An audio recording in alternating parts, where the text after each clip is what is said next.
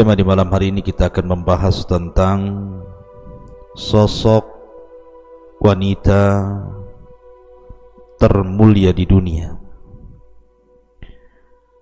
Dari 4 wanita yang disabdakan Nabi sallallahu alaihi wasallam. Wanita ini sangat berjasa kepada seorang nabi yang sangat masyhur dari Nabi Bani Israel, Musa alaihi salatu wassalam. Dan wanita ini simbol ketabahan, simbol kesabaran, bahkan dia berani menukar kehidupan yang sangat indah di dunia dengan azab dari seorang raja yang sangat zalim demi sebuah kenikmatan di surga. Bagaimana kisahnya dan bagaimana wafatnya? Dialah Asiyah bintu Muzahim radhiyallahu anha, istri daripada Fir'aun laknatullah alaihi. Ma'asyiral muslimin yang dimuliakan Allah subhanahu wa ta'ala, siapakah Asiyah bintu Muzahim ini? Asiyah bintu Muzahim, dia adalah Asiyah bintu Muzahim ibn Ubaid ibn Diyan ibnul Walid. Ada yang mengatakan bapaknya adalah seorang hakim dari raja-raja yang pernah menguasai Mesir. Ada juga yang mengatakan bahwa Asiyah bintu Muzahim adalah salah satu wanita dari wanita-wanita Bani Israel. Bahkan Al-Imam As-Suhaili mengatakan bahwa Asiyah bintu Muzahim adalah bibi daripada Musa alaihi salatu wassalam. Wallahu a'lam. Dahulu Asiyah bintu Muzahim adalah istri daripada Qabus ibnu Mus'ab ibn Muawiyah, salah satu dari Fir'aun Mesir. Tapi setelah Qabus ibn Mus'ab ibn Muawiyah meninggal dunia, kemudian digantikan oleh saudaranya Al-Walid ibn Mus'ab yang menjadi Fir'aun Mesir, dan dia lebih jahat dibandingkan saudaranya. Maka dia pun menikahi Asiyah bintu Muzahim, bekas istri daripada saudaranya.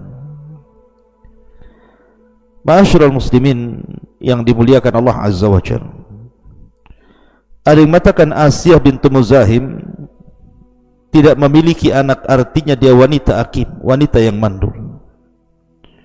Ada juga yang mengatakan bahwa dia adalah memiliki anak tetapi semuanya perempuan. Begitulah kisah Israiliyat. Baik, kita mulai kisah ini dari permulaan Asiyah bintu Muzahim mendapatkan tabut. Ada 3 riwayat yang disebutkan yang masyhur dalam kisah-kisah. Riwayat yang pertama, ketika terjadi gelombang yang sangat besar di laut tepian Mesir, kemudian menghanyutkan tabut yang isinya adalah bayi Nabi Musa alaihi salatu wassalam, sampai kemudian tabut itu tersandar di salah satu pohon di tepian dari laut yang mendekati istana Fir'aun. Maka salah satu pembantu daripada Asiyah bintu Muzahim mendapatkan tabut itu, maksudnya kotak yang berisi Musa kecil, dan disangkanya bahwa dalam kotak itu ada harta yang banyak. Maka kemudian dibawalah kotak itu, kemudian diberikan kepada Asiyah bintu Muzahim zaujatu Fir'aun. Riwayat yang kedua, bahwa salah satu putri Fir'aun itu memiliki penyakit kulit baras dan sudah diobati ke sana kemari tetapi tidak kunjung sembuh. Kemudian salah satu peramal meramalkan bahwa tidak akan sembuh penyakitnya kecuali dioleskan dengan barang yang pertama kali dilepaskan di sungai Nil. Akhirnya kemudian ketika itu anaknya sedang jalan-jalan di tepian sungai itu, tiba-tiba mendapatkan kotak, dan kotak itu dibawa kepada ibundanya Asiyah bintu Muzahim. Kemudian riwayat yang ketiga, di suatu ketika Fir'aun ini sedang duduk-duduk bersama Asiyah bintu Muzahim menghadap sungai Nil. Tiba-tiba dari kejauhan hanyutlah kotak yang kemudian mendekati istana. Kemudian Fir'aun pun memerintahkan para tentaranya untuk mengambil kotak itu.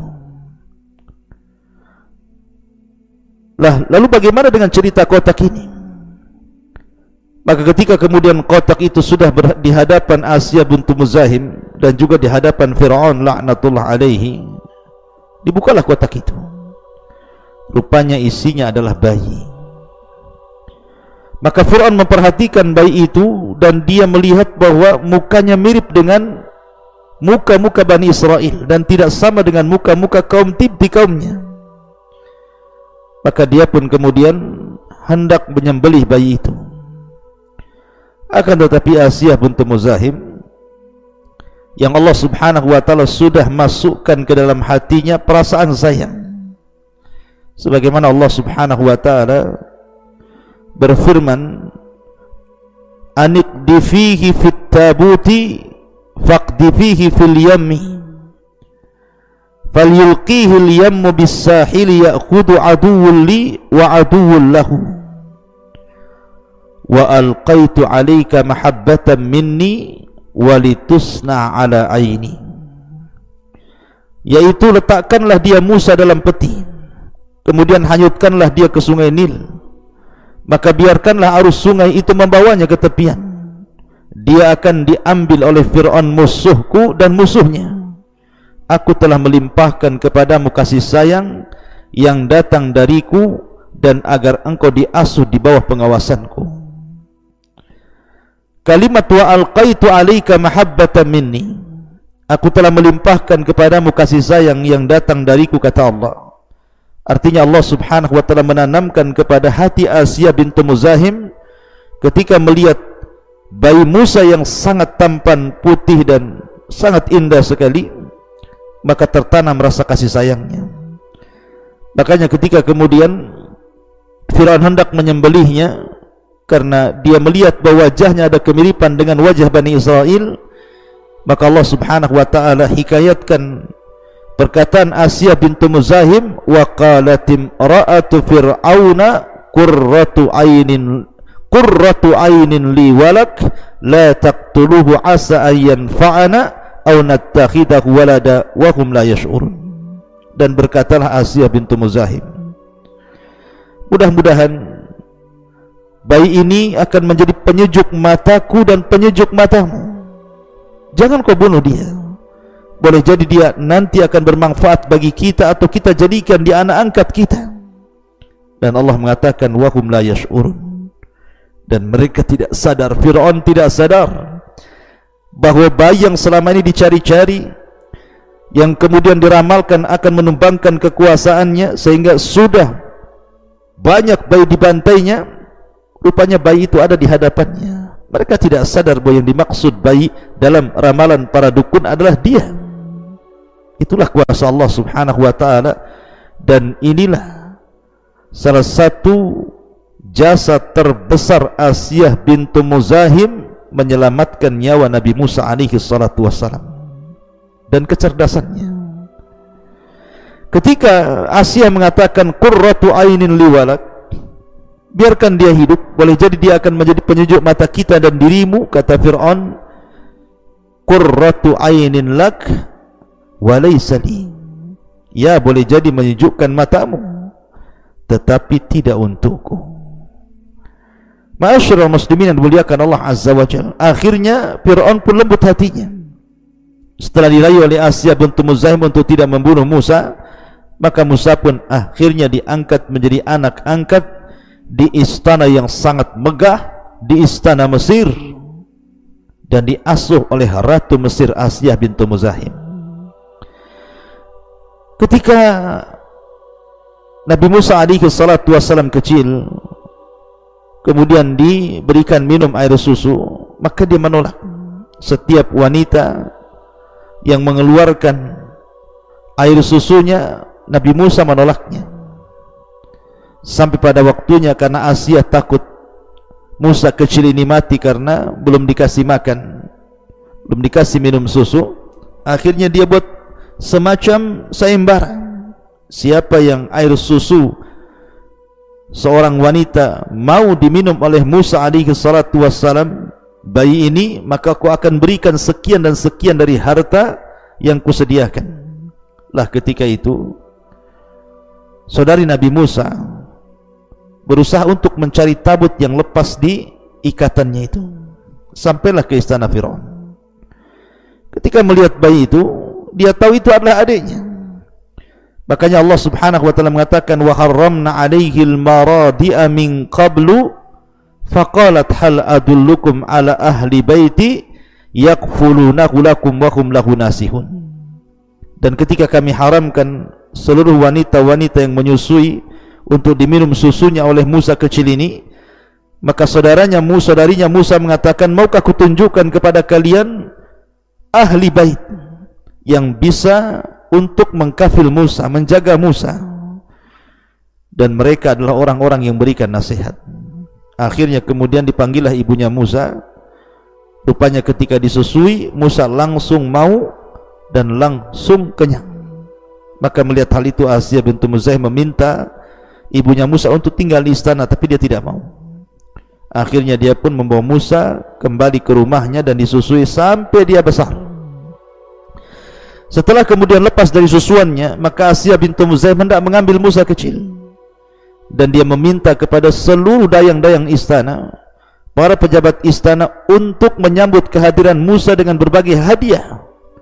Maka ketika datang saja Musa di istana, maka semua datang dengan hadiah untuk Musa alaihi salatu wassalam kecil kala itu.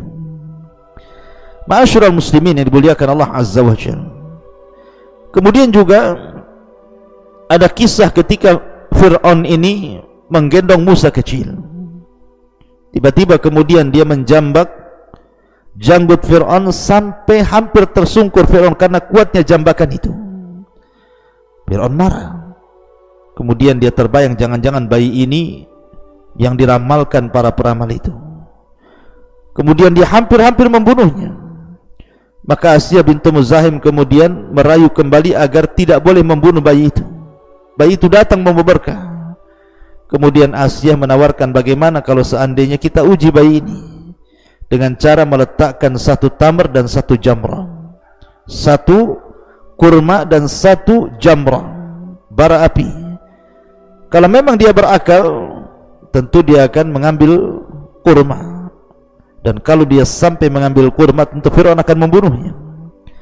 Ketika kemudian diletakkan kurma dan jamrah tadi, maka ketika Musa hendak mengambil kurma, oleh malaikat Jibril kemudian tangannya dialihkan ke bara api, kemudian dimakannya bara api itu. Maka sebab itulah pelatnya Nabi Musa alaihi salatu wassalam, karena ketika kecil dia memakan bara api. Makanya ketika dia sudah menjadi nabi, datang kepada Fir'aun, maka dia berdoa kepada Allah Subhanahu wa taala, Rabbi shrah li sadri wa yassir li amri wahlul 'uqdah min lisani yafqahu qawli. Lepaskanlah ikatan dari lisanku supaya mereka paham dengan bahasaku. Ma'asyiral muslimin yang dimuliakan Allah Azza wa Jalla, intinya bahwa ini kali kedua Asiyah bintu Muzahim berjasa kepada Musa. Dia menyelamatkan dua kali nyawa Nabi Musa kecil alaihi salatu wassalam. Maka Musa pun kemudian tumbuh menjadi orang dewasa, sampai kemudian ada peristiwa pembunuhan. Dia pun lari dari Mesir ke Madian, kemudian mendapatkan jodohnya di Madian. Singkat cerita, dia diangkat menjadi Nabi dan Rasul, bahkan satu di antara 5 ulul azmi minar rusul. bahkan dia kalimur rahman, dan dia nabi yang paling masyhur dari nabi-nabi Bani Israel. Ma'asyiral muslimin yang dimuliakan Allah Azza wa Jalla, ketika Nabi Musa kemudian sudah menjadi nabi, kemudian dia menampakkan mukjizatnya di hadapan Fir'aun, mengajak Fir'aun kepada tauhid dan melarang dia untuk mengaku dirinya Tuhan atau menyembah berhala-berhala yang lainnya. Fir'aun marah, kemudian mengungkit jasa-jasanya. Ada yang mengatakan ketika Nabi Musa alaihi salatu wassalam, dia memperlihatkan mukjizatnya berupa tongkat menjadi ular. Disinilah Asia bintu Muzahim kemudian beriman kepada agama Musa, dan dia sembunyikan keimanannya. Begitu juga beberapa keluarga Fir'aun masuk ke agama Musa dan menyembunyikan keimanannya, termasuk juga Masyitah, tukang sisir. Anak-anak putri Fir'aun juga masuk Islam dan menyembunyikan keislamannya, karena kalau seandainya menampakkan keislamannya, maka mereka dapat risiko besar dari Fir'aun Mesir ini. Bagaimana tidak? Dia yang mengatakan bahwa ana rabbukumul a'la, saya Rabb kalian yang paling tinggi. A'ilahun ghairi, apakah ada Tuhan selainku? Tidak mungkin orang berani kemudian mengatakan di sana ada Tuhan selain daripada Fir'aun, kecuali harus menyembunyikan keimanannya. Tetapi iman itu harus tampak. Ketika Asia bintu Muzahim berusaha untuk menyembunyikan keimanannya, rupanya Allah subhanahu wa ta'ala takdirkan dari jalan Masyitah, salah satu tukang sisir daripada putri-putri Fir'aun ini, ketika menyisiri putri-putri Fir'aun, tiba-tiba sisirnya jatuh. Kemudian dia ambil dan membaca bismillah dengan menyebut nama Allah. Kata putrinya Fir'aun, adakah Tuhan selain bapakku? Maka Asia bintu Muzahim, ya ada, dialah Allah, Tuhanku, Tuhanmu, dan Tuhan bapakmu. Maka putri Fir'aun ini marah, kemudian saya akan laporkan perkataanmu kepada ayahku. Maka dilaporkanlah kemudian perkataan Masyitah ini kepada Fir'aun. Faghadiba Fir'aun, Fir'aun pun marah. Akhirnya kemudian Fir'aun pun menyiksa Masyitah untuk mengakui dirinya Tuhan dan mengingkari ketuhanan Allah subhanahu wa ta'ala. Tapi Masyitah adalah orang yang kuat imannya. Kalau iman sudah menghujam dalam hatinya, maka kematian pun siap dihadapinya. Akhirnya Fir'aun pun sebagai pelajaran bagi orang yang murtad dari sesembahan kepada dirinya, dia menyediakan penggorengan yang sangat besar dan minyak yang sangat banyak. Kemudian Masyitah pun dimasukkan ke dalam penggorengan itu dan anak bayinya serta anak-anak yang lainnya, sehingga satu keluarga Masyitah mati syahid karena memperjuangkan agama Allah subhanahu wa ta'ala.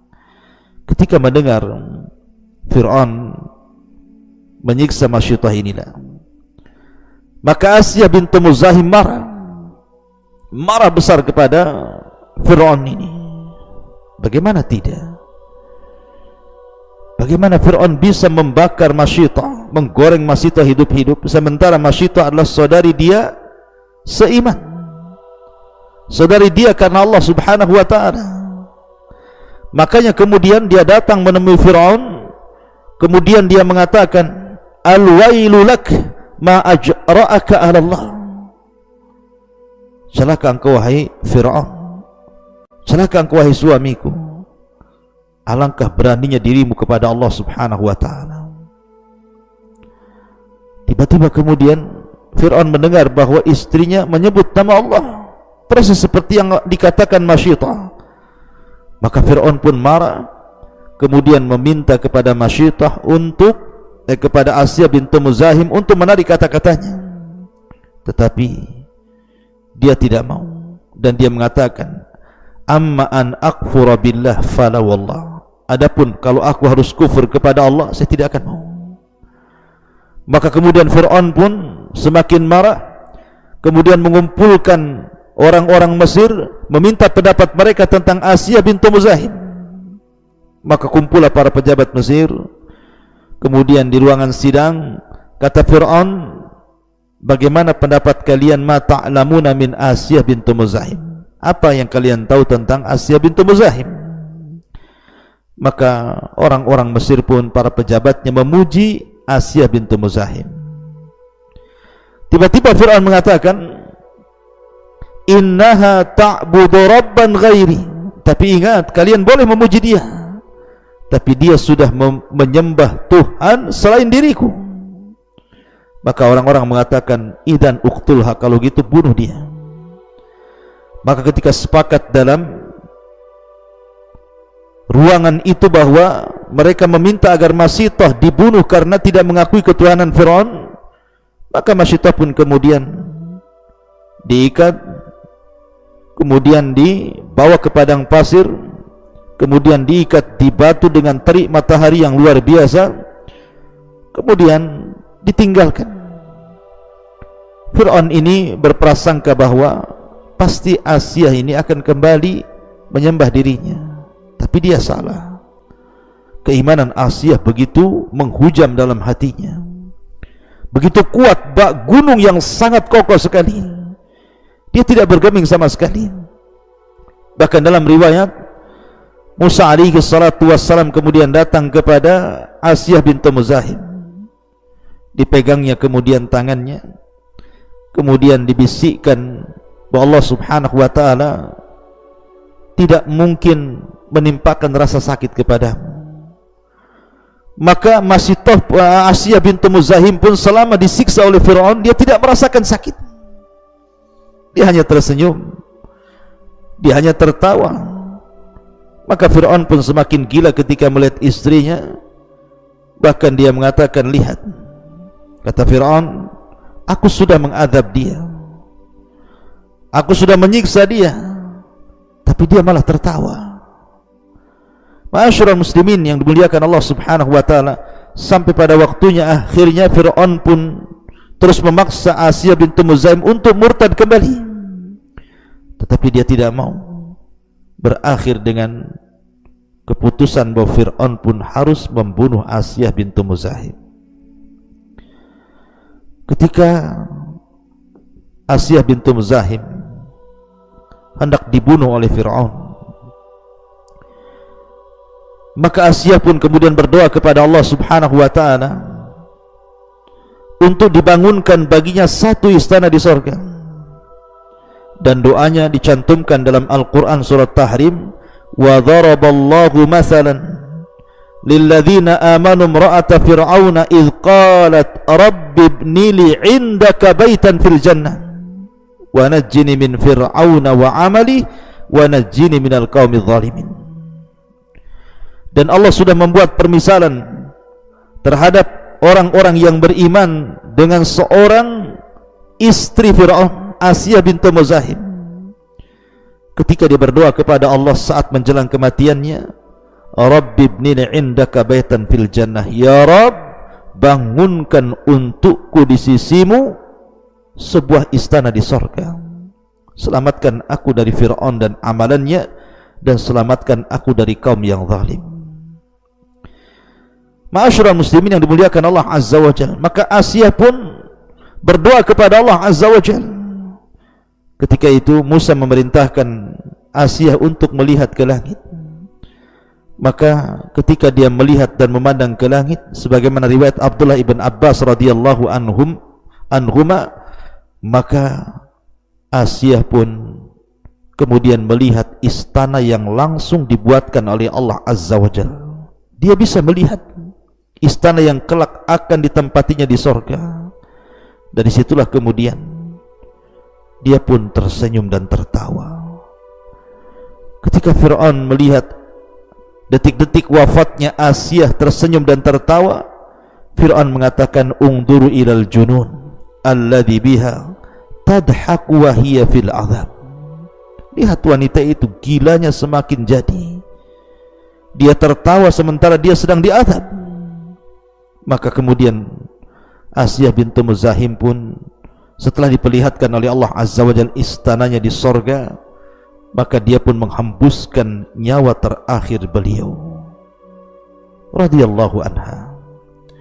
Ma'asyiral muslimin yang dimuliakan Allah subhanahu wa ta'ala, dari sinilah kenapa Asiyah dikatakan oleh Nabi SAW afdalun nisa'i ahlil jannah, seutama-utama wanita dari penduduk surga. Sebagaimana hadis yang dikeluarkan dalam sahihaini dari hadis Syu'bah ibn Amr ibn Murrah dari Murrah al-Hamadani dari Abi Musa al-Ash'ari dari Nabi SAW, kamula minar rijali kathirun walam yakmul minan nisa'i illa Asiyah imra'atu Fir'aun wa Maryam ibnata Imran wa Khadijata binti Khuwailid wa inna fadla Aisyah ta'ala nisa' kafadli tharid ala sa'iri ta'am. Laki-laki yang sempurna di dunia ini banyak, tapi tidak banyak wanita yang sempurna kecuali Asiyah bintu Muzahim istri Fir'aun, Maryam bintu Imran, Khadijah bintu Khuwailid. Dan keutamaan Aisyah atas seluruh wanita seperti tharid, makanan yang enak di seluruh makanan-makanan yang ada. Lihat bagaimana Rasul mengurut Asiyah bintu Muzahim pada urutan pertama. Dan ini pula kenapa Nabi SAW mengatakan Asiyah termasuk afdalun nisa, wanita yang paling afdal, karena dia sudah mengorbankan jiwanya, meninggalkan kenikmatan dunia, padahal dia orang nomor 2 di istana Mesir, di istana Fir'aun, dengan ribuan dayang di sekitarnya, dengan ribuan kenikmatan mulai dari tempat tinggal, tempat tidur, makanan dan segalanya, tapi dia korbankan karena beriman kepada Rabbnya Musa alaihi salatu wassalam demi mendapatkan sorga Jannatun Na'im, tempat yang paling nikmat kelak di akhirat. Ma'asyiral muslimin yang dimuliakan Allah Azza wa Jalla, dari sinilah Asiyah bintu Muzahim menjadi percontohan wanita-wanita orang yang beriman, wanita-wanita yang mengharap surga Allah Azza wa Jalla. Ingatlah bahwa di sana ada kehidupan setelah kematian yang jauh lebih indah, yang jauh lebih nikmat dibandingkan kehidupan sekarang. Maka jangan tertipu dengan kehidupan dunia, karena kehidupan dunia hanyalah kehidupan main-main, kehidupan yang kebanyakan tidak ada faedahnya, kecuali orang-orang yang senantiasa mendekatkan diri kepada Allah Subhanahu wa ta'ala. Wallahu ta'ala alam. Intinya bahwa kisah di dalam Islam, baik Al-Quran dan Sunnah, tidak banyak diceritakan tentang kisah Asiyah bintu Muzahim ini.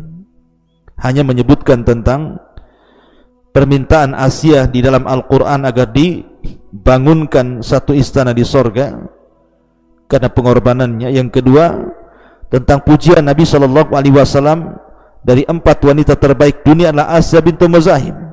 Adapun kisah-kisah yang saya kisahkan tadi, kebanyakan kisah-kisah ini adalah kisah Israiliyat yang tidak kita bisa benarkan secara mutlak dan juga tidak bisa kita dustakan secara mutlak. Saya hanya menceritakan sebagai pengetahuan, mudah-mudahan bermanfaat. Subhanakallahumma bihamdika asyhadu an la ilaha illa anta astaghfiruka wa atubu ilaik. Allahu ta'ala alam. Assalamualaikum warahmatullahi wabarakatuh.